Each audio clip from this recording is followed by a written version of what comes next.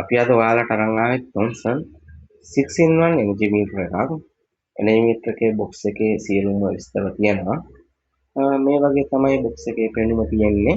හරි අපි මේක පැත්තකින් කියලා ගමුකෝ මේකේ මැනුවල් එක. මැනුවල් එක මේ වගේ තමයි තියෙන්නේ. මේක දිගාරින්න පොඩ්ඩක් අමාරුයි තනියෙන් තියෙන. රයිට් කොමර එකේ දිගාර ගමුකෝ මේක. රයිට් අපි මේක දිගාර ගත්තා. මේක ඉන්ස්ටෝල් කරන්න අවශ්‍ය සියලුම විස්තර තියෙනවා.